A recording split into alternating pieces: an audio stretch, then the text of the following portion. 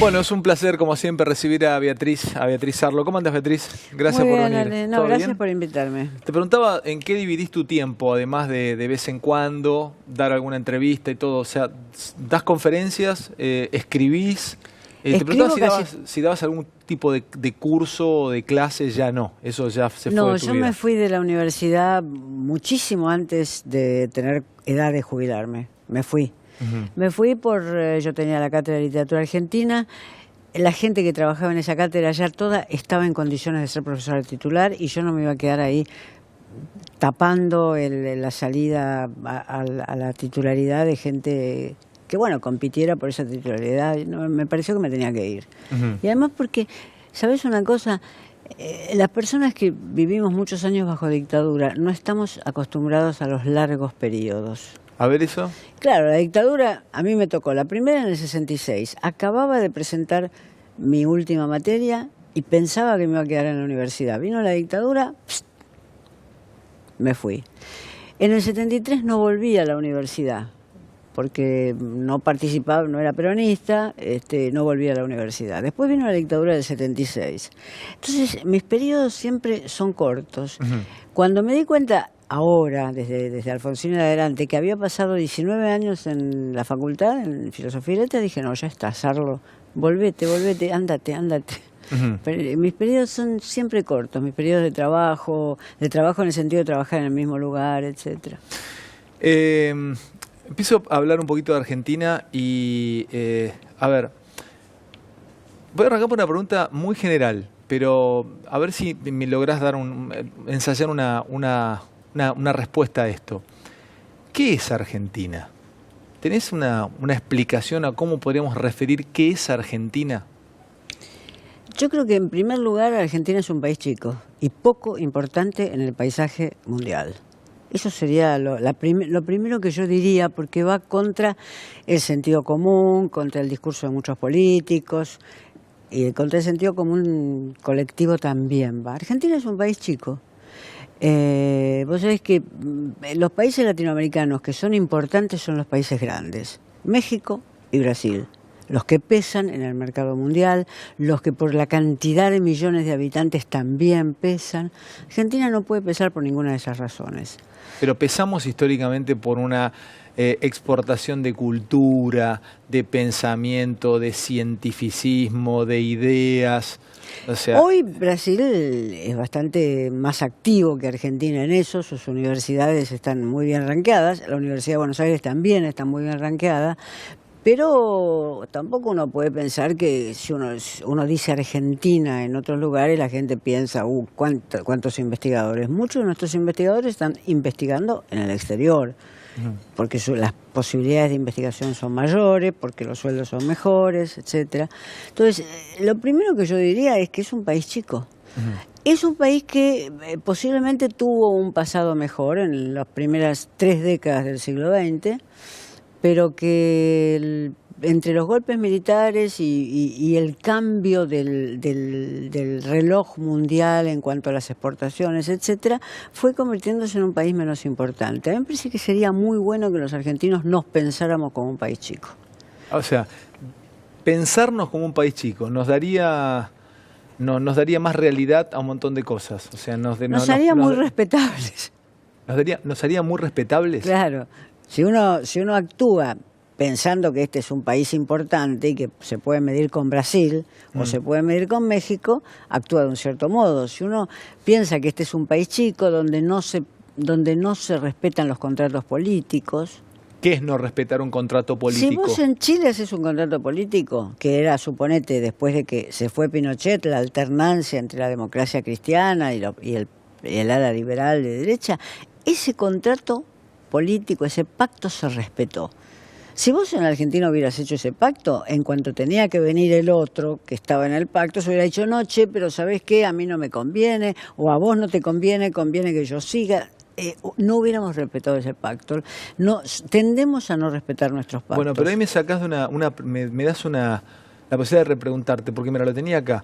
¿culpa de políticos o culpa de la gente? Todo el tiempo es una frase que utilizamos, es la culpa en Argentina es de la política. Tenemos una política de porquería, tenemos malos políticos.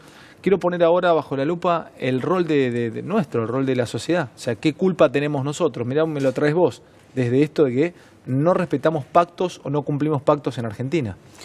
Sí, son ¿La de difícil gente o los cumplimiento. políticos? Nosotros, el pueblo. los políticos salen de ese suelo del cual estamos hablando, que es la cultura pública argentina. Salen de allí y también son expresivos de ella, aunque en algunos casos la superen por su creatividad, por la creatividad de algunos políticos, etcétera. Pero salen de allí, representan esa cultura. Hay pactos, hay otros pactos que no son políticos que los argentinos tendemos a no cumplir. El pacto impositivo, por ejemplo.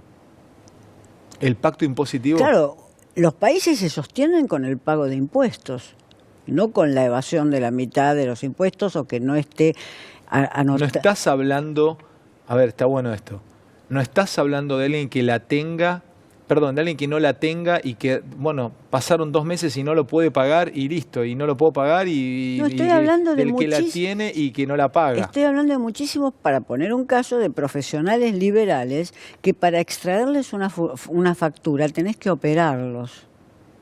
Claro.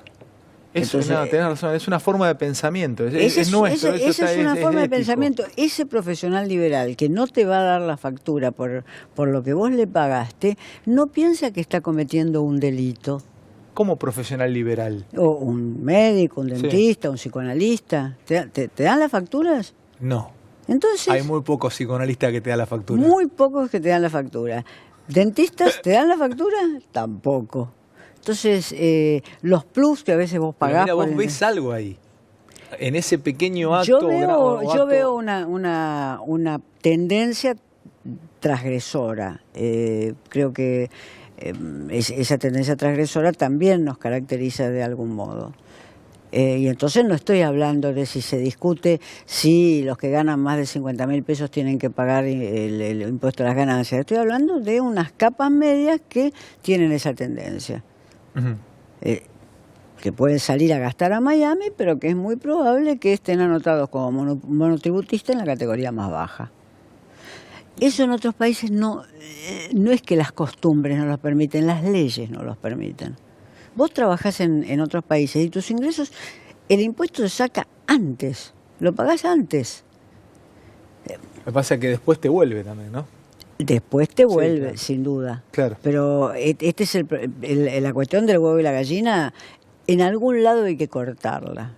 Y yo prefiero que se corte creando una moral impositiva. Creando una moral impositiva. Creando una moral impositiva. En el último tiempo hemos visto cómo las dos principales fuerzas, aunque algunos dicen que hay una alternativa federal que también se acerca, tienen mucho de religión en aquellos que los van a votar. O sea, hay creencia en seguir casi religiosamente o a Cristina o a Macri o los votantes de Cambiemos, sea Macri o sea que sea, va a ser Macri, pero que es como que la política se llenó de religión y la religión se llenó de política. O sea, el propio Papa es un Papa muy político, pero vamos a hablar de los partidos políticos. Como que tienen una característica que antes era visto vos podías seguir a un líder religioso. Siguen a los líderes de las dos principales fuerzas en Argentina como si fuesen, creo, así lo encuentre, robando o así me reviente económicamente, yo lo voy a votar. ¿Hay alguna explicación a eso? Yo no sé si está sucediendo de ese modo. Habría que ver qué está sucediendo. No me cabe la menor duda que el 30%, el 28% de los más pobres de la Argentina tienen su última memoria feliz del gobierno de Cristina, que viene desde el gobierno de Néstor Kirchner. Su última memoria de felicidad, de sentirse incorporados, aunque eran tan pobres como ahora, pero de sentirse incorporados. Pero si eran tan pobres como ahora, ¿cómo se sentían incorporados? Se sentían incorporados porque se sentían incorporados por un discurso. y se sentían incorporados por el liderazgo de algunas personas. Por más que no te incorpore el bolsillo o darte un gusto más. Sí, bueno, y también hay que ver que desde Duhalde en adelante se pusieron todos los subsidios a la pobreza, al desempleo, etcétera, que eso fue de Duhalde en adelante, no fue invención ni de Néstor ni de Cristina, sino que fue la forma en que la Argentina salió de la crisis del 2001. Yo creo que la gente que está en condiciones de extrema pobreza no se va a sentar a la mañana a filosofar. No es así, no es posible, no es que no pueda filosofar, no está en condiciones materiales. ¿Pero piensa el voto?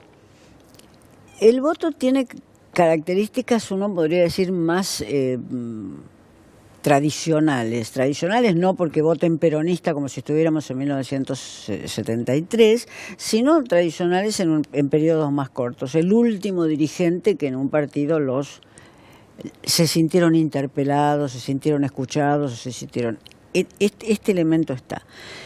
En las capas medias yo creo que no está ese elemento, o sea que yo creo que en el caso del PRO y de Cambiemos, las adhesiones pueden ser bastante más fluctuantes, porque las capas medias evidentemente, y sobre todo las capas medias urbanas de ciudades como Buenos Aires, las capas medias que no han caído, que no están bajo la línea de pobreza, cuyos hijos todavía pueden terminar el secundario, etcétera, pueden tener mayores posibilidades, digo posibilidades materiales de pensar el voto. O sea que ese voto me parece que es más fluctuante. Yo todas las noches llego a la esquina principal del barrio donde vivo, que es Caballito, que es un barrio que clase media votó Macri masivamente, y están caceroleando. Y yo digo, ¿en Caballito? En el Anacoito y Rivadavia, 2 o 3 veces por semana están caceroleando. Poca gente, pero está caceroleando. Yo digo, ¿pero lo votaste? Sí, claro, lo voté, pero ahora, o sea, tiene la posibilidad del cambio. Ese señor de 50 años o esa señora de 50 años. ¿Por qué tiene la posibilidad del cambio? Porque no vive en situación de extrema necesidad, como viven los pobres, como viven los que no alcanzan a cubrir la canasta básica. Entonces, vivir en situación de extrema necesidad no te conduce a que vos te sientes y discutamos de política, compañero. No te conduce a eso.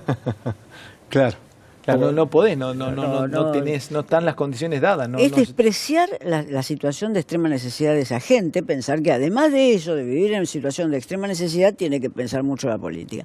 Mientras que los vecinos de Caballito, que son capas medias que tienen miedo de caer, hoy pueden estar protestando. Digo Caballito porque es lo que veo, pero me interpelan por la calle, gritan, dicen yo lo voté pero nunca más, etcétera. O sea que tienen cierta posibilidad de cambio, por eso hay una zona de las capas medias que puede llegar a definir elecciones, que fue la que... ¿Y crees que esa capa media puede dar una sorpresa este año? Una sorpresa en las nacionales es diferente, porque las nacionales tienen 3 distritos importantes por lo menos, que son la provincia de Buenos Aires, Córdoba y Santa Fe. O sea que hay que ver qué sucede en las otras provincias. En Santa Fe, hace 20 años que la ciudad de Rosario la está gobernando los socialistas y la provincia ya lleva 3 periodos gobernando los socialistas. Córdoba, yo tengo la impresión de que Schiaretti, por lo que sé de Córdoba, ha hecho un gobierno que tiene relativamente contentos a los cordobeses, y el alcalde de Córdoba, Mestre, que no es PRO, es radical, está en el PRO, pero está en Cambiemos, pero es radical, también tiene una buena gestión. O sea que hay que ver qué pasa en esos distritos, que son distritos grandes. Me anoté algo para preguntarte, a ver si me ensayás una mirada sobre la pérdida de la figura del héroe en Argentina. Ni en el fútbol ya hay héroes. Y me puse a pensar, por lo menos desde el deporte, cuál fue el último héroe que tuvimos. Y creo que fue Del Potro, cuando ganamos la Copa Davis allá. ¿En Chile? No, cuando ganamos la Copa Davis en Escocia, que vence a Murray y que hace un partido increíble y el tipo nos daba... O sea, fue el último gran gesto de héroe, o el último gran héroe que tuvimos en Argentina. Mirá qué chiquito lo que estoy diciendo en el deporte, porque Messi no se convirtió en héroe, o no... A ver, debe haber millones de médicos que han logrado salvar vida, ahora me van a decir el maestro rural, Estoy hablando de la figura de un héroe reconocido como que no haya dudas, este es héroe. Este para nosotros es un héroe. Salvo el deporte, no sé, no encontré un héroe en la política, no encontré un héroe en la función pública, y casi todos los países tienen un héroe. No, algunos países no.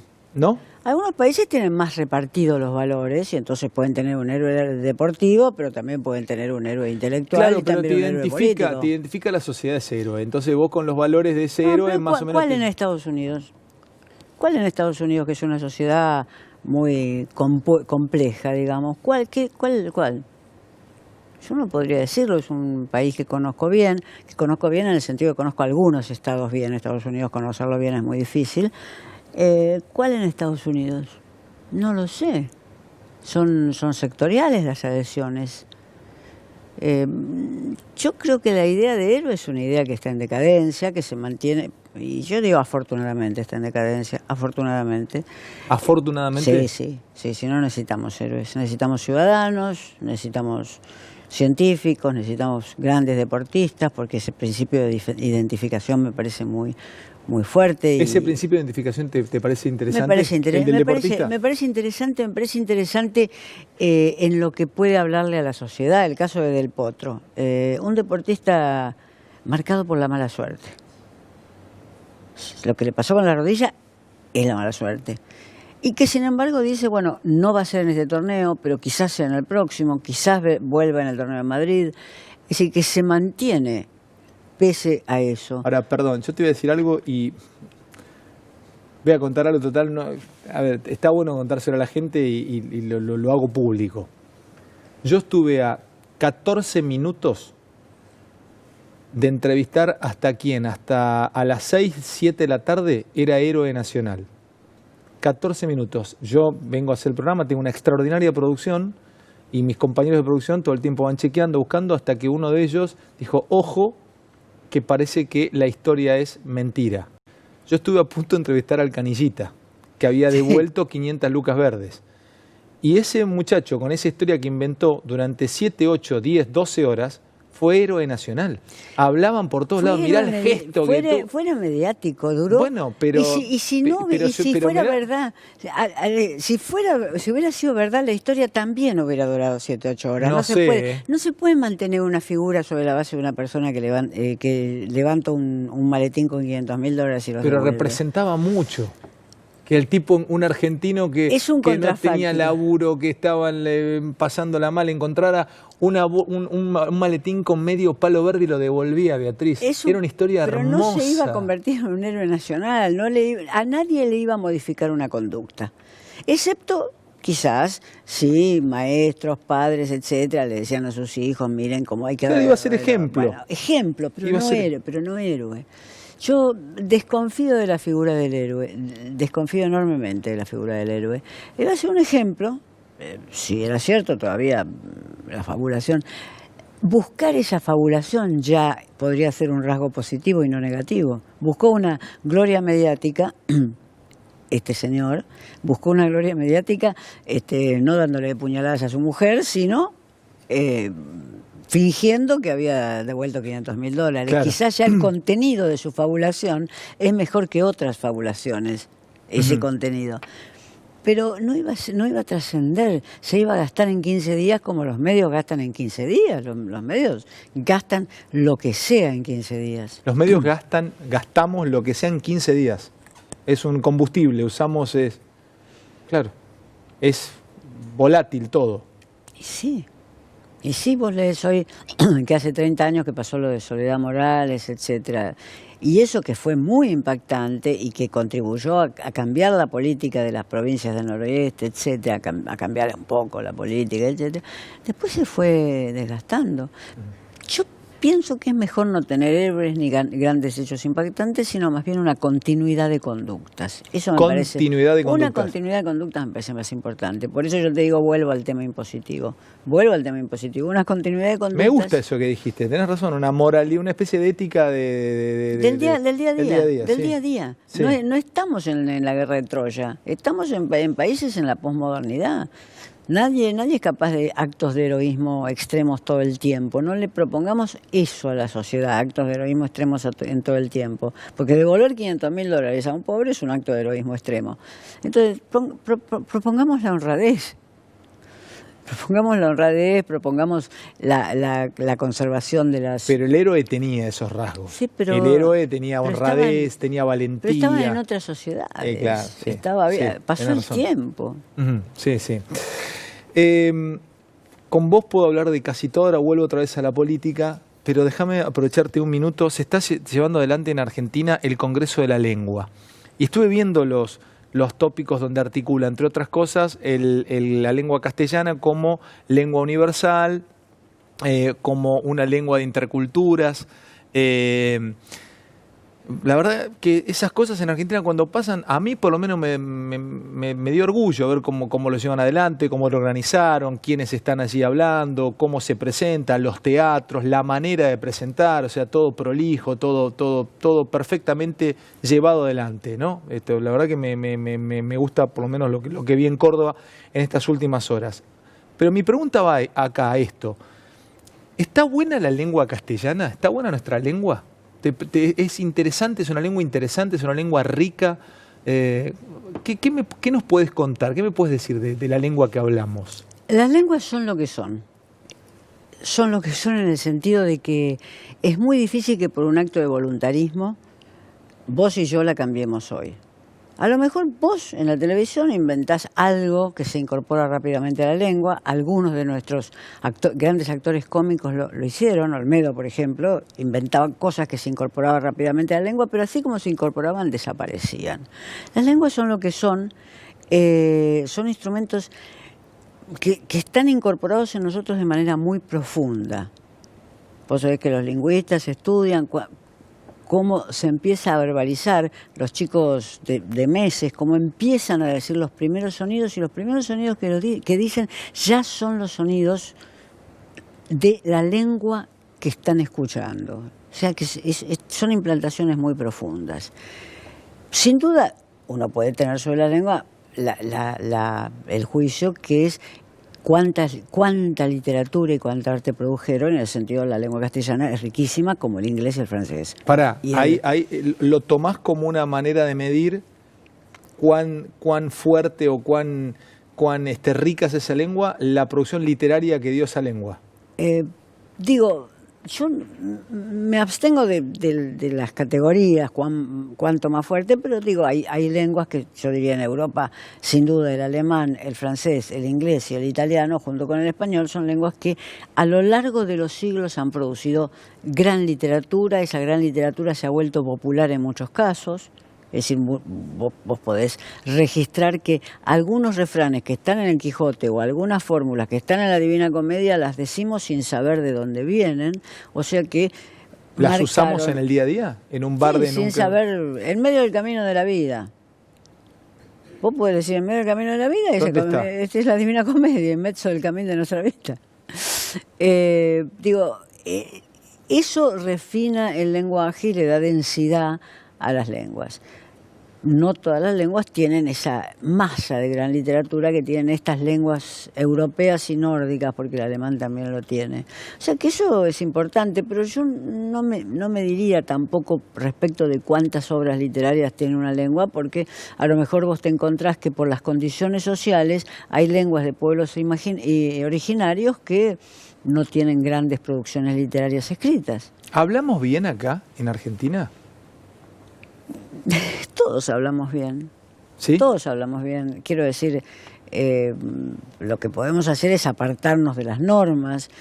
Los argentinos se apartan de la norma porque junto con algún país de América Central somos los únicos que usamos el voceo. En el resto de América Latina y en España el voceo no se usa, entonces nos apartamos de la norma. Y durante mucho tiempo la escuela vivió con mala conciencia eso. ¿Vivió con mala conciencia? Sí. Las maestras tenían que tratar de tú. Hasta la década del 50 las maestras tenían que tratar de tú a los alumnos.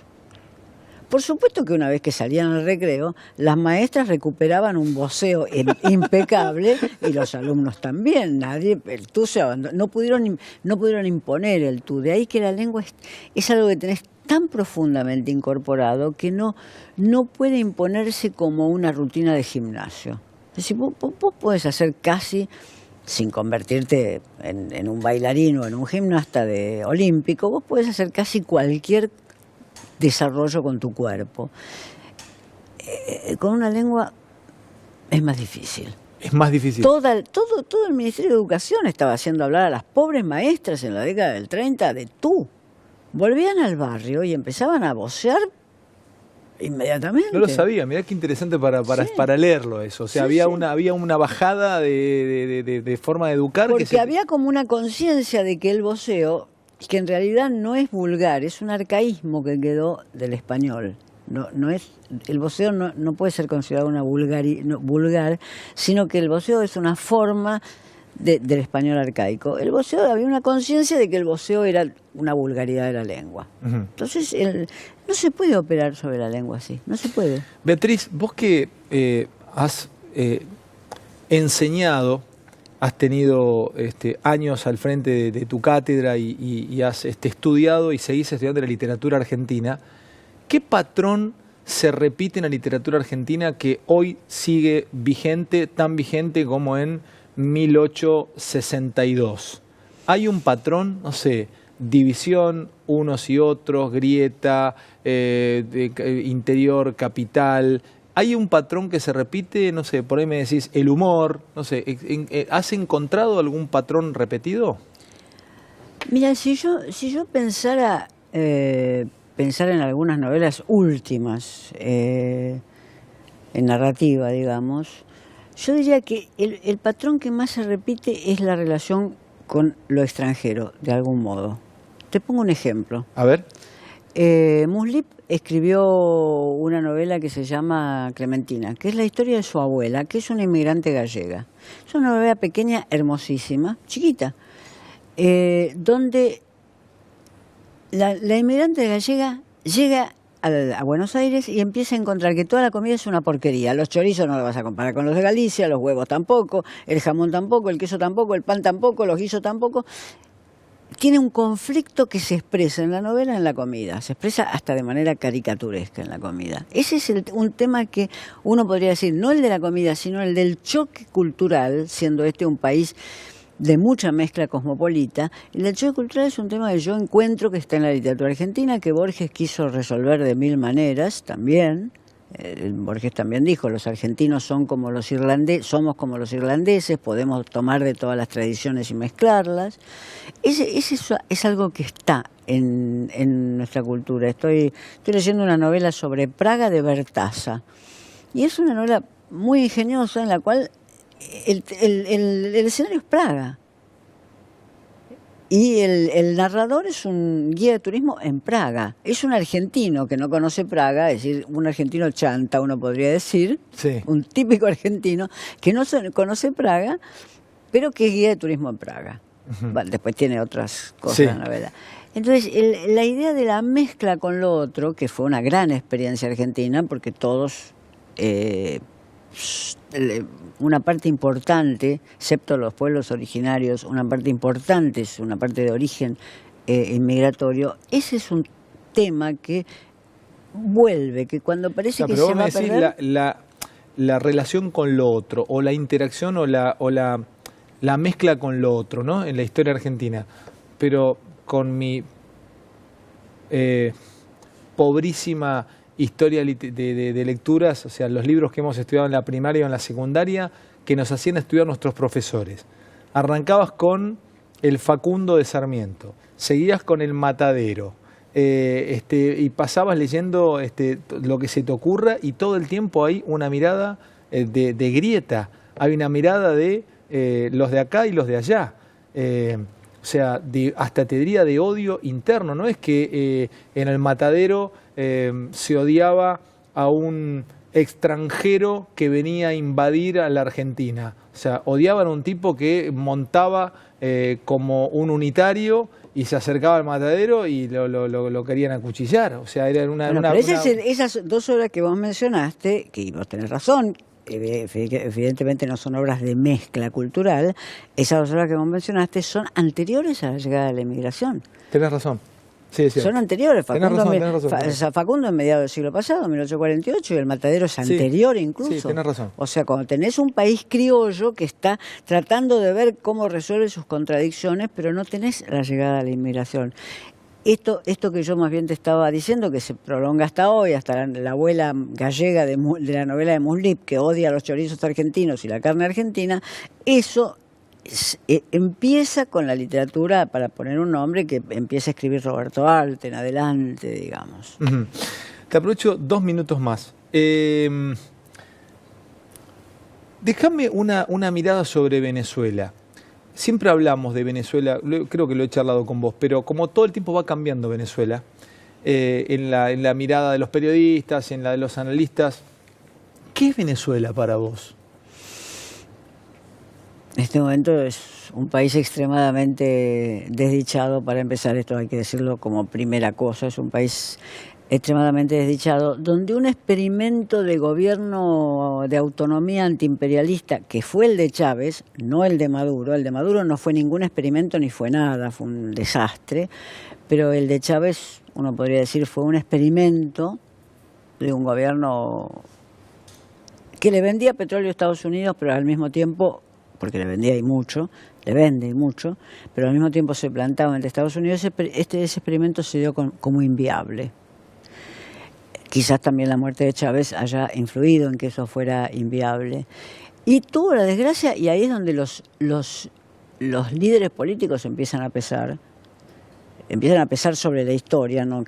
Tuvo la desgracia de tener un sucesor absolutamente inepto y torpe. Hay políticos que son torpes, ignorantes e ineptos, y hay políticos que no lo son. Eso al margen de sus ideologías. Entonces, al margen de sus ideologías. Claro, vos podés tener políticos torpes, ineptos e ignorantes en la derecha o en la izquierda. Venezuela, con un proyecto que ya le había pasado el cuarto de hora, que fue la de esa actitud de orgulloso provocación de Estados Unidos, pero que era interesante, digamos, en un país que siempre había sido muy dependiente. Venezuela con eso, con Maduro ya no lo podía llegar. Vos tenés un dirigente cuya torpeza ideológica lima toda posibilidad de realizar un proyecto político. Última, y empiezo a vender y después seguimos en el próximo corte. Hoy Macri usó una frase que en redes sociales y muchos, incluso en algunos medios, le atribuyen a Harvey Dent, a Harvey Dos Caras en El Caballero de la Noche, que es una película sobre Batman, pero que viene de un pensador, creo que francés, del siglo XVII o XVIII. No recuerdo bien, lo leía Campanella diciendo, lamento desilusionarlos, no es una frase de los guionistas de Hollywood puesto en Harvey Dent, el villano, sino que es una frase de la literatura.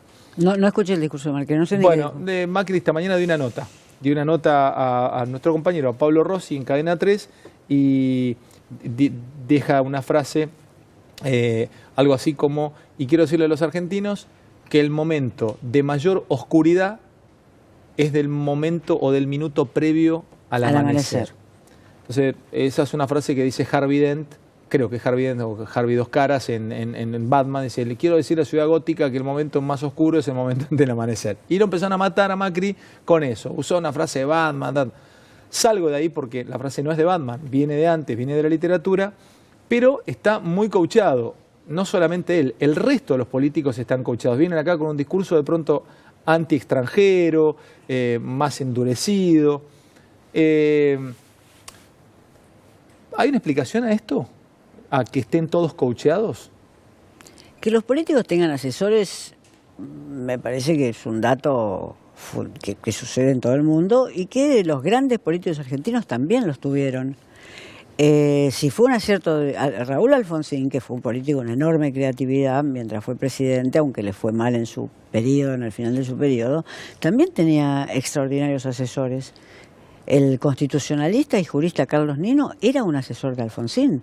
Lo que pasa es que no le pasaba frases para repetir en la televisión, sino que le pasaba grandes esquemas constitucionales para ver de qué manera se podía perfeccionar el sistema democrático. ¿Sabes lo que pasa, Beatriz? Imagínate que vos, esta nota que estás dando, que la debe estar viendo mucha gente, tuvieses la presión sobre tus hombros que todo lo que dijiste esta noche, mañana va a ser el tema en todos los medios durante una semana. Desde mañana por una semana, la nota de Beatriz Arlo, La Nación, Clarín, Infobae, América, 24, todo, por todos lados, ¿eh? No son tan inolvidables los discursos de Macri, no pasa una semana con un discurso de Macri y te morís de aburrimiento. Te quedás una semana con un discurso de Macri y te quedás muerto de aburrimiento. No achican el margen de error al ser coachados o al repetir una frase y no tener que pensar, porque a ver, Beatriz, vos tenés un bagaje intelectual muy amplio, entonces es difícil hacerte pisar el palito a vos.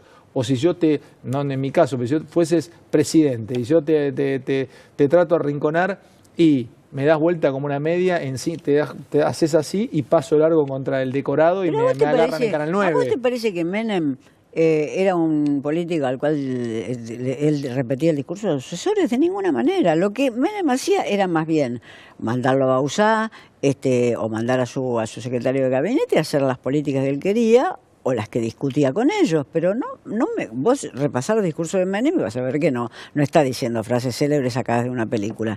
No, seguro que no. Menem era un tipo que vos podés situarlo con medidas muy parecidas a este gobierno, pero seguro que no andaba diciendo frases célebres. Tiró la de Sócrates, lo matan todavía ahora y tiró lo de la estratosfera. Justamente, eso no marca que tenía asesores. Bueno, por eso mismo, pero lo están gastando, lo gastan 30 años después. Bueno, pero eso marca que no tenía asesores, porque ningún asesor le iba a decir, Menem diga que está leyendo un libro de Sócrates. Eso marca que no tenía asesores. Que decía, como dijo siempre, lo primero que se le venía por la cabeza, y no hacía lo primero que se le venía por la cabeza. Porque cuando él tenía que hacer políticas económicas, lo llamó a Cavallo, cambió sus políticas económicas y lo llamó a Cavallo. Y lo tenía Bauzá ahí en el primer piso de la Casa de Gobierno, definiendo cómo se hacía la política. ¿Para vos qué harías, y vendo, Charlie, no? Suponte que es una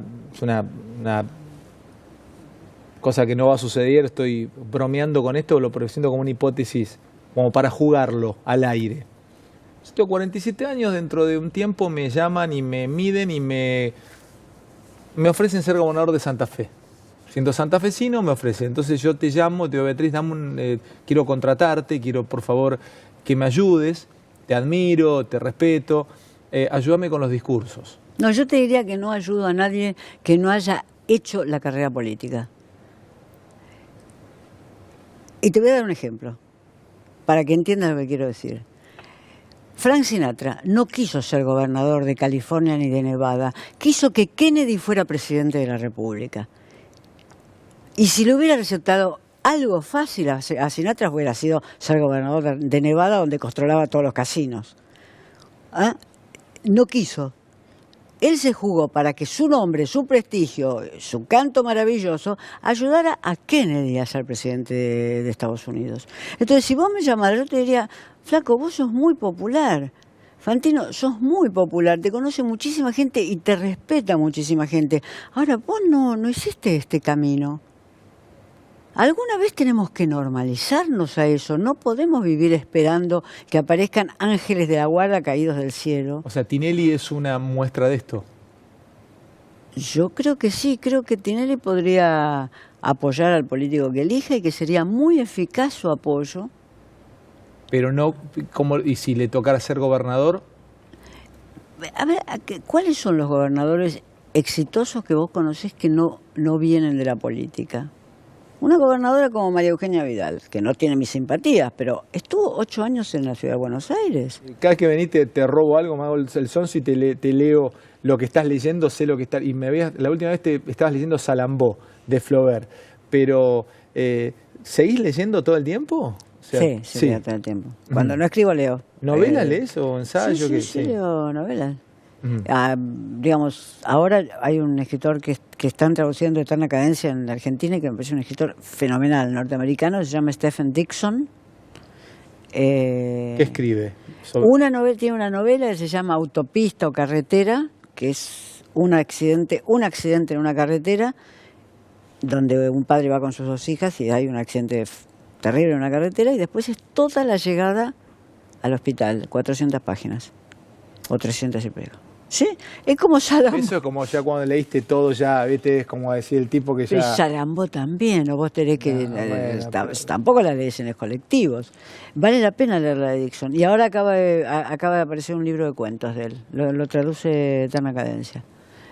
Vale la pena. Sí, leo todo el tiempo. Se hizo hoy me comentaron, pero no sé si lo entendí bien. Se hizo una recopilación de toda la historia de la literatura argentina y le dedicaron o le dieron un tomo a Macedonio Fernández y dejaron afuera en el siglo XX a Borges. Tiene un tomo Borges. Ah, tiene un tomo Borges también. Tiene un tomo Borges. Si es la historia de la literatura argentina, yo estoy pensando que coordinó Noé Gitric y cada tomo tuvo una dirección. Sí. Yo escribí en el tomo de Borges. Tiene un tomo Borges. Tiene tomo, sí, sin duda. Sin duda, pero además sería impensable que con la gente que escribió en esa historia de literatura y con el coordinador que fue Noé Gitric no tuviera un tomo Borges. Pero yo escribí en el tomo de Borges, es un tomo así. Entonces está. Bueno, Beatriz, ha sido un placer. ¿Estás escribiendo algo? ¿Ahora estás por sacar algo? No, saqué un libro el año pasado. Sí. No se puede sacar un libro por año. Estoy escribiendo notas. ¿Das conferencias? Estoy escribiendo notas. Hay un tipo de notas que estoy escribiendo para El País, que son notas de contenido cultural, que me gustan mucho. Y esas les dedico su tiempo, porque además el suplemento del País es muy acogedor en ese sentido. Y no se puede escribir un libro por año. Yo por lo menos no puedo. Yo no puedo. Sí, jugando al tenis. No. Ya tampoco. Beatriz, gracias por venir. Placer enorme. Como siempre, agradecerle a todos ustedes, y yo me pongo en manos de este santito protector, San Expedito, y de la Virgencita de los Milagros, de Salta. ¿Qué hace rico un país hoy, Ale? ¿Qué hace rico a un país? Si vos tenés que decirme Si yo tuviese que decirte, te podría decir el carbón, el petróleo, sus producciones oleaginosas, la carne, el oro. No, ya no, se terminó eso. Es el conocimiento. El conocimiento. Es la educación, es la innovación y son los inventos. Si yo te pregunto... ¿Los inventos hacen rico a un país? Obviamente, por supuesto. A ver. ¿No hacen rico a una persona? A un país, porque el que inventa, el que desarrolla, no sé, un programa operativo para Android, tiene que tomar gente. Digo, el nuevo trabajo, pongámoslo así, la soja de la que nos hablaron y que era la gran revolución argentina, o los granos en el mundo, representan solo el 3% de la riqueza del mundo. Se acabó eso de que porque tenés... Venezuela, la gente vive sobre un lago enorme de petróleo y la gente está pasando hambre. Singapur, que es así, digo, Singapur importa el agua que toma la gente en Singapur, o el agua con la que se ducha la gente en Singapur, la importan de Malasia. Todos los días se importa el 75% del agua, y Singapur tiene un PBI por cápita de $55.000 contra la Argentina 13.000. Singapur. Entonces, si yo te pregunto a esta hora, Ale, ¿cuál es la empresa argentina más importante o que vale más en la Argentina? ¿Cuál te viene a la cabeza? Techin. No. De las tradicionales es YPF. Valor mercado hoy, antes de venir acá, $8.200 millones. Sin embargo, la empresa más cara de la Argentina, más valiosa, se llama Mercado Libre. Mercado hoy, al cierre de la tarde, $9.300 millones. ¿Qué te estoy diciendo con esto?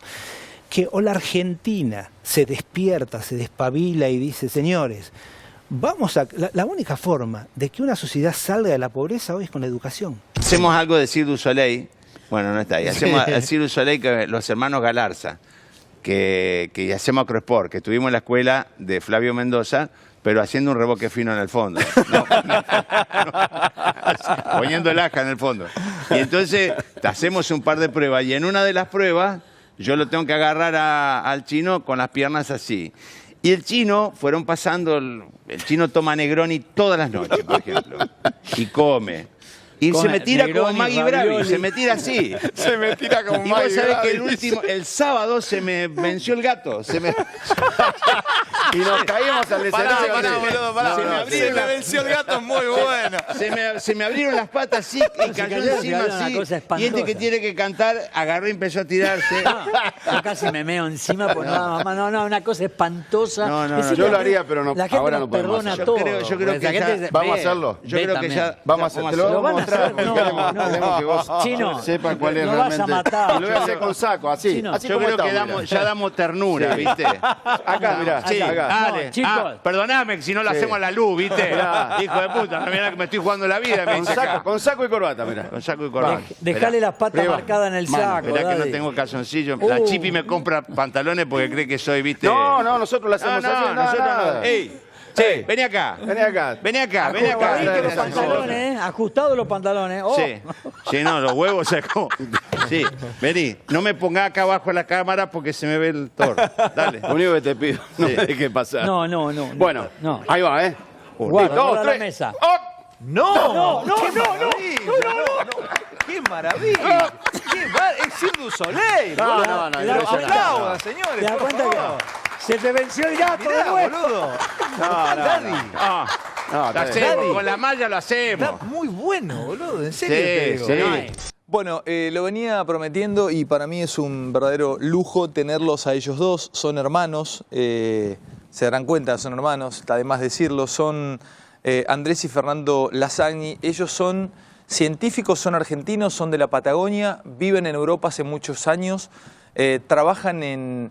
es muy difícil explicarlo para mí. Trabajan en materiales, trabajan en tecnología aeroespacial, son multipremiados, son un ejemplo para Argentina. Y en esta televisión que habitualmente se deja llevar por lo que pasó en el día, pierde este tipo de historias. De esto se trata Animales Sueltos, de recuperar una historia y que sirva como motor para mucha gente del otro lado y también de alguna manera entender de otras cuestiones. ¿Cómo andan, compañeros? ¿Bien?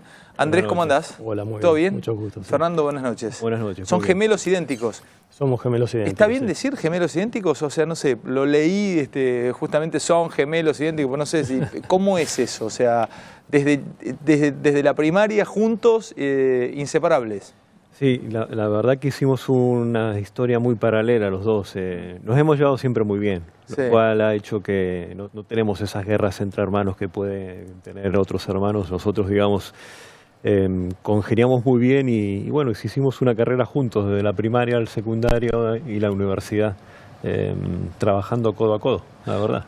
¿Vos vivís dónde, Andrés? Yo estoy viviendo ahora en Dresden, en Alemania, que está a 200 kilómetros al sur de Berlín y muy cerca de Praga, de la capital de la República ¿Y Checa. vos vivís en Y yo estoy en Sevilla. Sevilla? ¿Los dos se dedican a lo mismo? ¿Los dos son científicos? ¿Los dos son profesores? ¿Los dos dan clases?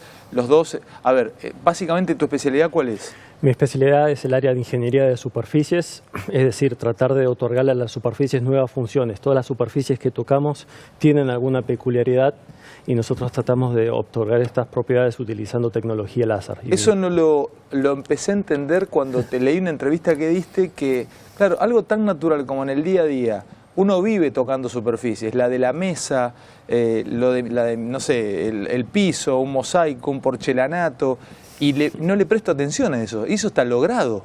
Sí, o todo. sea, absolutamente todo tiene con propiedades de superficies, propiedades ópticas, propiedades decorativas, propiedades del tacto, propiedades de tribología para reducir la fricción, el desgaste en motores. Vos ponías el ejemplo, creo que fuiste vos, el de la hoja del potus, o sea, ustedes no sé si vieron en sus casas, cuando llueve, cuando cae una gota de rocío en la hoja grande del potus, que la gota se desliza de una manera.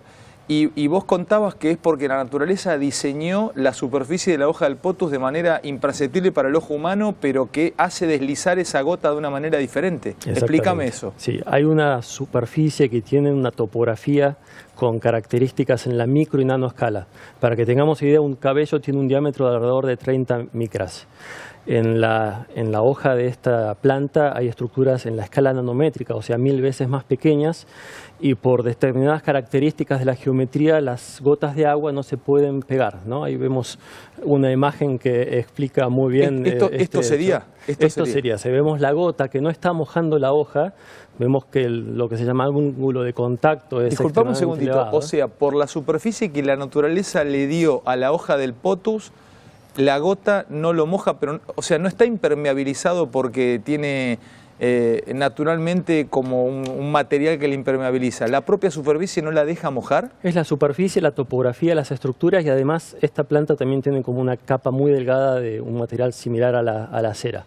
Pero exactamente el mismo efecto se puede lograr en materiales como el acero, como los polímeros, para impedir que las superficies se mojen. Y eso, entre tantas cosas, trabajas vos. Claro, hacer esas cosas con tecnología láser, irradiando las superficies con radiación láser y tratando de imitar estas estructuras tan pequeñas y de fabricarlas directamente sobre la O superficie. sea que con un aparato o con un cabezal óptico vos tratás de, podríamos decir, trabajar o tornear una superficie como para que, entre otras cosas, no se moje a través de su forma y su topografía. Exactamente. Última pregunta y me voy a él. El pelo, vos hablaste del pelo. Sí. ¿También tiene una superficie igual al otro pelo o todos los pelos cambian ¿Lo estudiaste eso? ¿Lo viste? O sea, los pelos cambian en función de si uno es rubio, uno es más castaño, el diámetro de los cabellos cambian, pero la estructura es similar, es como una estructura media escamosa. Sí. Fer, vos trabajás más en materiales. Sí, yo trabajo no en la superficie, sino en generar, en diseñar nuevos componentes utilizando nuevos materiales. Entre las investigaciones que hiciste, trabajás para tecnología aeroespacial. O sea, a través de lo que vos investigás, tratás de conseguir encontrar nuevas aleaciones o nuevos materiales, de pronto para hacer un cohete, una nave interplanetaria o simplemente comunicaciones o tecnología militar, por ejemplo. Sí, exactamente. Trabajamos, por ejemplo, en utilizar nuevas tecnologías de fabricación, como puede ser la impresión 3D, para fabricar una pieza que por convencional pesaría el doble. A ver, explícame eso. Claro, entonces también la naturaleza es que es muy inteligente. Nuestro cuerpo está optimizado en geometría, nuestro esqueleto está optimizado para poder resistir las cargas de uso, naturales. Si lo tendríamos que fabricar en aluminio, seguramente lo haríamos de otra geometría y la limitación me lo daría la tecnología de fabricación. Por ejemplo, una chapa la puedo doblar. O sea, la columna vertebral humana es casi perfecta en realidad en cómo está diseñada naturalmente para mantener pesos. Exacto. Está evolucionada por miles y miles de años del cuerpo de usar ese tipo de estructura. Ajá. Ahora, esas geometrías orgánicas las estamos diseñando para fabricar por impresión 3D piezas, por ejemplo, que van a ir a Júpiter. No, me vuelve loco, pará, me vuelve loco. Tratan de copiar en la naturaleza algunas cosas, no sé si hay algo que podamos compartir, con tecnología que se piensa en una sonda que va a ir a Júpiter. O sea... Sí, la idea es poner un kilo en el espacio cuesta en torno a 20.000, 30.000 euros. Entonces... Anda despacito, te quiero escuchar. Sí. Poner un kilo en el espacio cuesta entre 20 y 30.000 euros. Exacto. Ese es el cálculo. Ese es el cálculo. Entonces, si yo puedo reducir el peso de una estructura en 100 gramos, me estoy ahorrando 2.000 euros para ponerlo en órbita. Por eso es que es muy importante fabricar componentes con geometrías óptimas. Déjame ver, anda hacia atrás un segundito el tape, ¿no? Ahí estábamos viendo que abrieron como una especie de caja fuerte y retrocédemelo, retrocede el tape, por favor. Retrocede el tape, por favor. Ahí está empezando. Eso es una cámara de combustión de un lanzador. Ahí está, eso, por ejemplo. ¿Qué es eso? Sí, eso es una placa de aluminio donde vamos a empezar a construir esa geometría. Frename el tape. Ahí es una placa de aluminio donde vas a empezar a construir ¿qué? Esa geometría, esa pieza que veías en el modelo tridimensional, la vamos a empezar a construir capa a capa y la vamos a ir construyendo soldando polvo metálico con un láser. O sea, ahí adentro va a haber polvo metálico y con un láser vas a soldar las partículas del polvo. Exacto. ¿Vas a soldar las partículas del polvo y se va a convertir en una pieza? Sí. Déjamelo ver, a ver, largalo. Es impresionante. Ahí está. Ahí cerraste. Bueno, ahí cerramos la cámara. Ese es el modelo geométrico. Yo lo que voy a hacer, esa pieza la voy a partir en 3.000, 4.000 capas muy delgadas que van a ser la que voy a ir fundiendo con el láser. Entonces, Ahí la está el máquina, polvo. exacto, empieza a colocar una capa de polvo. Y ahora lo que estamos viendo es un láser que va consolidando Ahí lo está el soldando. polvo durante la fabricación. Ahí está Exacto. soldando, está haciendo una pieza que podría ser para un satélite o para una sonda que viaja al exterior, Exacto. al exacto. espacio. Entonces, claro, con esta limitación, digamos, con esta tecnología yo no tengo limitación en geometría a la hora de fabricar. Me vuelvo loco, me vuelvo loco. O sea, baje, eso que veía recién como una lucecita es como si estuviese soldando eléctrico, como soldabas Exacto. eléctrico en 5 saltos, que Sí. veías un arado o algo de eso. Claro, está soldando un láser, polvo. Tal cual. Entonces, esa cámara de combustión tiene dentro geometrías internas para poder refrigerarla. ¿Qué salió ahí? ¿Qué es eso? Eso mismo, una cámara de combustión de un concepto de un lanzador que está desarrollando una empresa en España, un lanzador de bajo coste. Y ¿Qué es un lanzador, Fer? un cohete, una nave espacial. Entonces, esa pieza lo que tiene por dentro es un montón de canales internos que optimizan que durante el funcionamiento yo lo pueda refrigerar de la forma más eficiente. Claro, pero además al ser polvo y hacer esto no tenés ningún tipo de... no tenés techo geométrico, o sea, no tenés Exacto. ningún tipo de imposibilidad, podés hacer lo que quieras. Exacto. Voy a entrar y voy a salir todo el tiempo con lo que hacen, que creo que ya a esta hora a toda o a gran parte de Argentina pone orgulloso porque son de 5 Saltos, son de un pueblo del interior chiquito del sur, y esto que voy a volver, pero necesito entrar en la historia de vida. ¿Cómo es que ustedes, a ver, contame, Andrés, cómo llegan, por qué les toca a ustedes? ¿Por qué ustedes de ahí llegan a esto? ¿Es querer? ¿Es cabeza? ¿Te imaginaste? Porque yo sé que ustedes desarmaban cosas, leían prospectos, o sea, desde chicos están interesados en el por qué y en cómo funcionan las cosas. ¿Por qué desde 5 Saltos ustedes están en este nivel científico? Creo que el lugar no tiene un rol tan importante. Creo que lo que más importa es tener la motivación y las ganas de ir alcanzando objetivos, y quizás lo más complicado de plantearse esos objetivos para ir lográndolos paso a paso, día a día. Si me preguntas, cuando tenía 6 años, 10 años, no pensaba que iba a estar haciendo lo que estoy haciendo ahora, pero sabía que quería hacer las cosas de la mejor manera posible. ¿Un secreto es hacer las cosas con excelencia? O sea, a la larga, si haces las cosas tratando de hacerlas lo mejor posible, seas panadero, seas taxista o seas jugador de fútbol, si tratás de hacer las cosas de la mejor manera, a la larga se triunfa. Es hacer las cosas siempre de la mejor manera posible, y el éxito es una acumulación de fracasos. El éxito es una acumulación de fracasos. O sea, Sí. ustedes están cosidos por fracasos, están hechos por fracasos. Muchísimos. ¿Y cómo Sí. toman el fracaso? ¿Cómo lo tomas vos, Es que, Fer, ahora, al fracaso? El fracaso es lo único que te da la oportunidad de aprender y de resolver un problema. Es el hacer y es el fracasar. Si no haces, ya no te podés equivocar nunca, porque si no haces, nunca te podés equivocar. Ahora, al hacer, y muchas veces a la gente le pasa, la gente que hace muchas cosas, por ahí son las más criticadas en ese sentido, porque se equivocan.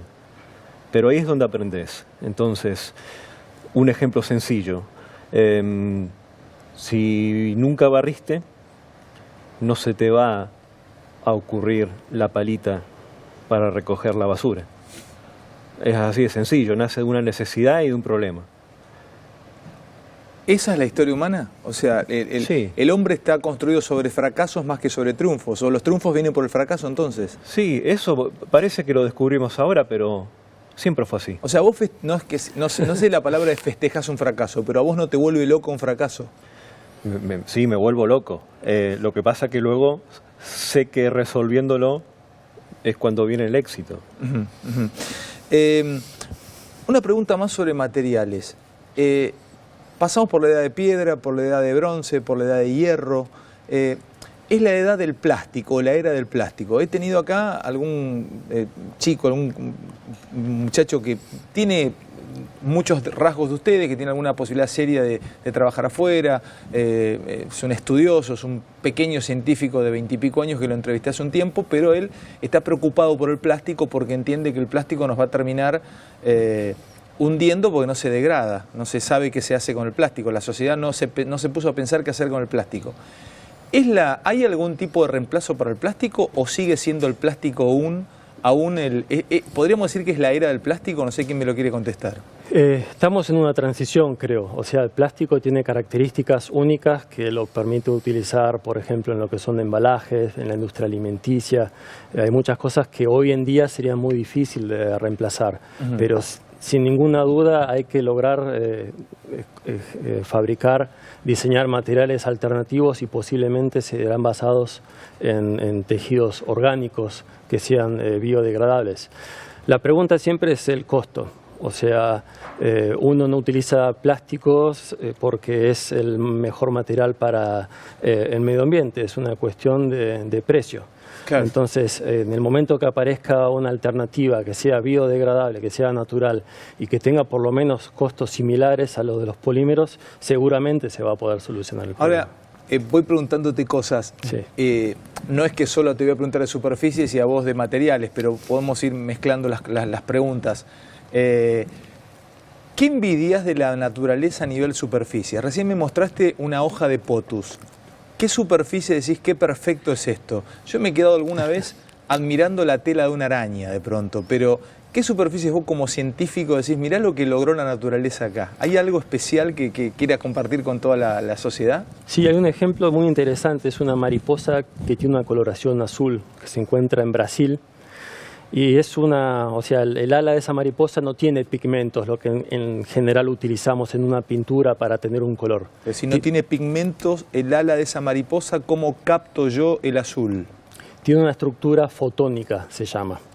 Es una estructura tridimensional, también en la escala nanométrica, que está diseñada para solamente reflejar la luz azul.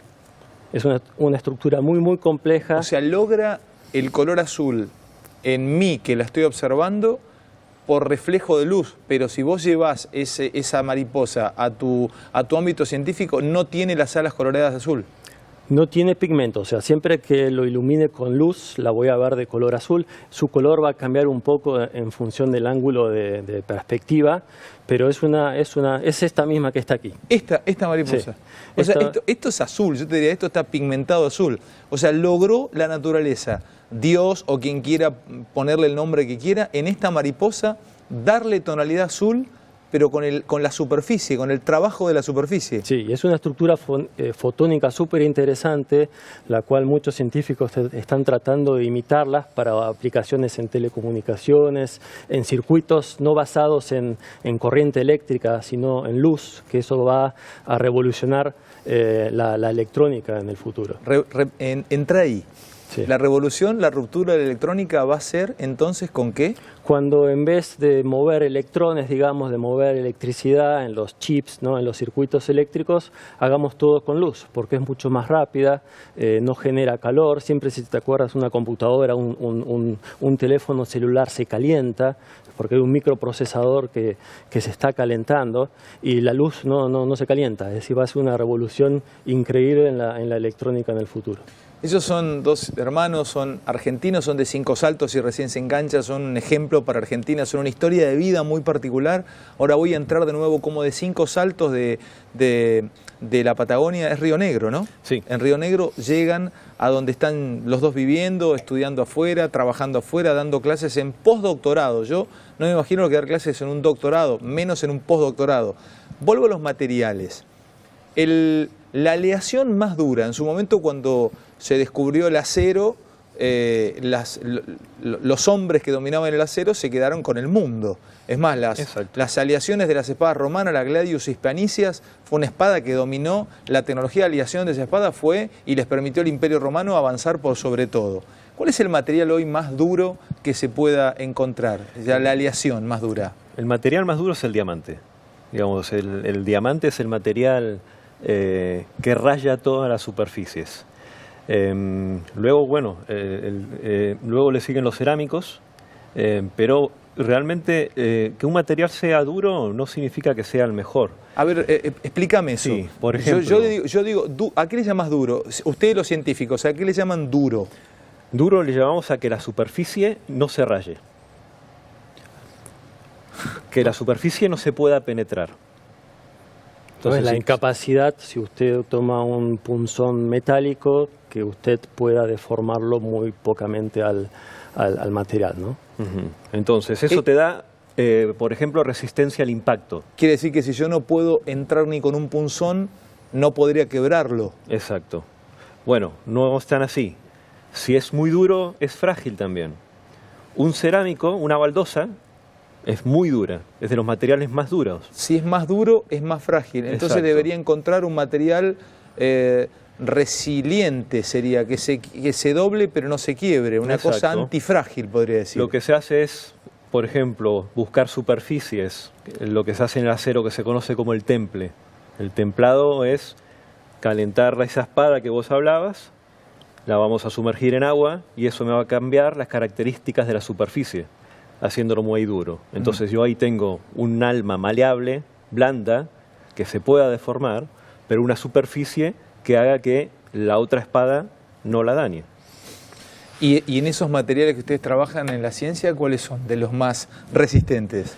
Y de los más resistentes son el titanio, por ejemplo, en lo que es fabricación aeroespacial. Ajá. Son materiales que tienen mucha dureza. ¿Las sondas que vemos que van a Sí. Marte o que va a viajar a Júpiter, son de titanio?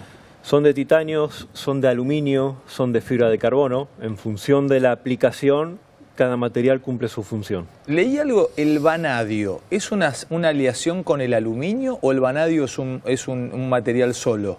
Es un material solo, pero que se utiliza para alear materiales. Por ejemplo, se lo utiliza muy comúnmente con el titanio. Se agrega, digamos, ¿qué es una aleación? Es agarrar un material y agregarle distintos elementos para que esos elementos le den una característica. ¿Todo material acepta otro material o hay materiales que rechazan otro material? ¿Todo es aleable? No todo, no todo. Dependiendo del material base, las aleaciones de aluminio son aleables con ciertos elementos como el magnesio, el escandio, los titanios con aluminio, vanadio. Y para vos, o para ustedes, ¿cuál es el gran acierto de la raza humana? ¿Cuál es la aleación que, si hubiesen estado ahí ustedes en ese momento, le hubieran dicho al que aleó por primera vez, che, te felicito, la rompes toda, la encontraste?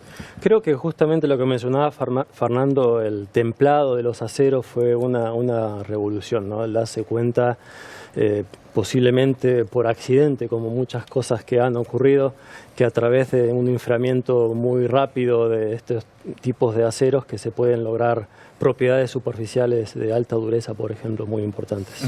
¿Y el Incomel qué es? ¿Es un material que se usa para...? El Inconel es una aleación, Inconel. es una aleación que se utiliza generalmente en motores, en aplicaciones donde hay temperaturas muy, muy altas. Entonces, por ejemplo, un aluminio a 600 grados se funde. Un aluminio a 600 grados se funde. Exacto. El Inconel a 800 grados recién se está dando cuenta que lo están calentando. ¿Y se usa para qué? ¿Para un motor, por Para ejemplo? motores de avión, turbinas de aviones, es una de las aplicaciones más importantes. En Argentina estamos agarrados de la fantasía que nos va a salvar el litio. A ver, ustedes como argentinos pero viviendo afuera, y ahora les hablo un poco de Argentina como Sí. país. ¿Qué es el litio? A ver, ¿para qué se usa o se podría utilizar el litio? El litio es un material que se utiliza para la fabricación de baterías. Sí. El mundo en este momento está sufriendo una transformación de pasar de los autos a combustibles, nafta, por ejemplo, diésel, a transformarse en autos que funcionen con motores eléctricos. Y el problema de lo que se llama electromovilidad no son los motores eléctricos o el auto en sí. El problema más grande es esa batería. Es acumular la energía. Es acumular esa energía, de lograr almacenar una cantidad de energía importante para que también los autos se puedan desplazar una distancia importante, no solamente 50 o 100 kilómetros. O sea, nosotros tenemos reservas de litio, que sería lo que va a reservar la energía en los próximos móviles, en lo que viene las décadas siguientes. Sí, es el material ideal para la fabricación de baterías hoy en día, que pueden llegar a permitir la revolución en la electromovilidad. ¿Cómo les va? ¿Qué pasa con...? A ver, esta nota tal vez la esté viendo alguien del gobierno o alguien del futuro gobierno. No se sabe quién, porque es una hora en donde te ve un candidato a presidente o el propio Macri, que alguna vez ha estado viendo el programa, o algún ministro, y lo ve ustedes sentados acá, vinieron por unos días, dos mentes realmente brillantes, 2 científicos premiados, los 2 argentinos del interior, viven afuera. ¿Qué les pasa con Argentina? ¿Les duele en algún punto tener que hacer esto afuera? Porque vos no podés con tu laboratorio en Dresde hacer lo mismo acá, ni vos con tu laboratorio en Sevilla hacer lo mismo acá.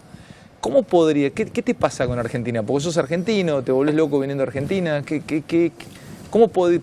¿No te dan ganas de decir, bueno, dejo todo un tiempo y me voy a investigar a la Argentina? ¿Qué pasa con vos, con tu alma nacional? O sea, mi alma nacional, por supuesto, uno nace aquí, están los afectos y en mi caso estoy permanentemente informándome de lo que está sucediendo aquí.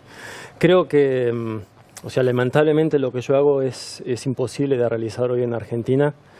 Pero lo que, independientemente del gobierno que venga, o los que estuvieron, o los que vayan a venir en los próximos 20 años, necesitamos entender que con el campo no alcanza. Con el campo no alcanza. Es una bendición tener el campo, ¿no? Es un regalo de Dios. Pero si pensamos en Corea del Sur, ¿no? El 50% de los argentinos tendrán un teléfono celular que fue fabricado en Corea del Sur, que tendrán 20 vacas en toda Corea del Sur. Estoy exagerando, por supuesto. La importancia es desarrollar conocimiento y desarrollar tecnología. Es decir, que para generar riqueza, primero tenemos que invertir en ciencia y tecnología, en ciencia aplicada y en invertir en transferencia de tecnología a la industria para poder fabricar productos de mejor calidad, de mayor avanzada. ¿Y cómo te genero conocimiento en los chicos o cómo te hago una revolución del conocimiento? Eso lo plantea todo el tiempo un colega a ustedes, un científico, con Facundo Manes. Voy a poner el sesgo Pumas. Facundo lo aplica. Sesgo Pumas. Ven jugar a los Pumas en el mundo. Dicen, qué buen rugby tiene Argentina. No tiene un rugby de elite. Tiene los Pumas de elite y ahora los Jaguares de elite. Pero no tiene un rugby de elite. No jugamos todo, no hay... Ahora, si me decís fútbol, sí, hay buen fútbol en Argentina, pero no hay jugadores de rugby para ser dulce. No somos Nueva Zelanda o Australia a nivel rugby o Sudáfrica. ¿No pasa lo mismo con gente como ustedes? Porque nos sorprenden los Baldacena, José Edelstein, que es científico y es cuántico y trabaja en España, ustedes 2 sentados acá delante mío, pero ¿no hay sesgo Puma acá? ¿No son pocos que hacen parecer que somos en Argentina muy capaces? Son pocos, pero como decía Andrés, es un tema de inversión. De inversión. Claro. En China han enviado, por ejemplo, gente a formarse afuera y ahora los están trayendo de vuelta. Y Alemania importa talento todo el tiempo. O sea, va a buscar los mejores científicos. ¿Pero qué haces? A ver, ¿en qué te ayuda formar científicos? Te hago preguntas sonzas, Sí. Pero desde lo más simple, ustedes trabajan así, la ciencia trabaja así, de lo más simple hasta lo más complejo. ¿En qué te ayuda a formar científicos? Mira. En el que te está viendo del otro lado, que es remisero, y te está viendo en 5 saltos, que maneja un remis en 5 saltos. ¿En qué te ayuda? Vos estabas hablando del litio. Lo Sí. importante que es tener como recurso natural el litio. Sí. Ahora yo te digo lo siguiente. En vez de vender litios, vendamos la batería. Vendamos la batería. Exacto. Entonces, el valor agregado que le damos al litio, multiplicamos el valor de mineral, por decir algo, por 100, por 10. Te genera riqueza. ¿Así piensan los países en donde ustedes habitan? Por ejemplo, ¿Alemania piensa así? En Alemania calculo que si le preguntás, no quizás a cualquiera en la calle, pero mucha gente por lo menos te va a poder decir 2 o 3 planes estratégicos en los cuales Alemania se va a desarrollar en los próximos 20, 30 años para mantener el estilo de vida y para lograr determinados objetivos en el futuro. Tienen que ser políticas de Estados. Primero hay que plantearse qué tenemos que hacer. Por ejemplo, el litio otra vez. Tenemos este material, perfecto, entonces tratemos de hacer las baterías. Tenemos una ganadería increíble. Bueno, pongámonos a diseñar las máquinas para hacer los cultivos, las máquinas para el agro, que se fabriquen en Argentina y exportarlas al mundo. Hay que intentar de generar valor agregado sobre los recursos naturales. Y ahí es donde necesitas a los científicos. Vuelvo un segundo otra vez a lo de ustedes, me vuelve loco, o sea, son abordables desde todo tipo de lugares. ¿Qué consideran ustedes, no sé si querés respondérmelo vos, Andrés, qué es ser inteligente? Porque yo estoy seguro, ustedes son inteligentes, pero son inteligentes, a la vez son estudiosos, son decididos. ¿Es transpiración o es inspiración para crecer en una carrera y ser 2 científicos de renombre mundial como ustedes? ¿A qué consideras vos ser inteligente? Bueno, la inteligencia, bueno, es tener una... Lo resumiría como tener una determinada capacidad para poder solucionar problemas en una velocidad importante, ¿no? Que uno no le lleve tanto tiempo poder abarcar a distintas temáticas. Aplicado donde quieras. Nos está viendo un pescador en Sauce Viejo, Santa Fe, que tiene la capacidad de solucionar, se rompió un espinel y solucionar allí rápidamente, prácticamente, algo para poder seguir pescando. ¿Podríamos decir que es una persona inteligente? Sí, o sea, por supuesto, hay distintos tipos de inteligencia. No solamente hay que dedicarse a la ciencia y la tecnología para ser inteligente. Un actor puede ser, o hay muchos actores inteligentes, o abogados que son muy inteligentes. Un deportista inteligente. Un deportista, sí, por supuesto, que tiene la capacidad para resolver situaciones en el acto muy rápidamente. Un padre o una madre inteligente, que tiene capacidad para ver de qué manera corrige algo en su relación con un hijo de pronto. ¿Para vos? Sí, la inteligencia es capacidad y también es darse cuenta donde uno es bueno. Pará, me gusta eso. Darse cuenta donde uno es bueno. Sí, a vos te gustaba jugar al tenis. Sí, mucho. Y sos conductor. Te diste cuenta en el camino, Totalmente, ¿no? Totalmente. Y me preparo día a día. Yo Exacto. sabía que la nota que iba a tener con ustedes dos, yo tenía que estudiar 3, 4 veces más de lo que puedo estudiar para hacer a Rodríguez Larreta, que vino ayer, o a un político que ya lo hice 5 veces. Tuve que empezar a estudiar aleaciones, lo que es el INCOMEL, tecnología espacial, si no, no sale la nota. Tal vez ahí también, y los escucho y yo aprendo de esto. Claro, es así. A mí me encantaba jugar al vóley, pero medía 1,80 m y dije, mejor me dedico a otra cosa. Y bueno, supe aprovechar mis talentos, que en ese caso era el estudio y la tecnología. Vuelvo otra vez a materiales y vamos a ir ya cerrando. Él me contaba de la copia de superficies o que también copian a la naturaleza. En los materiales, también hay cosas que la naturaleza nos da, es decir, mira, forma nos dio todo el tiempo para copiar.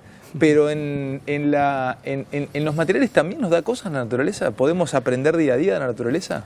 Sí, bueno, la naturaleza, los materiales orgánicos, quizás no para lo que es la tecnología aeroespacial, porque está basado en materiales estructurales, pero los materiales orgánicos que están en la naturaleza, bueno, lo que se intenta es reproducir, desarrollar métodos que se puedan para fabricar esos materiales de forma de bajo coste. Bueno, un ejemplo es la seda, por ejemplo, ¿no? La seda. Claro, la seda es un gusano el que produce la seda natural y durante mucho tiempo dependía de los cultivos de gusano natural que había en la India.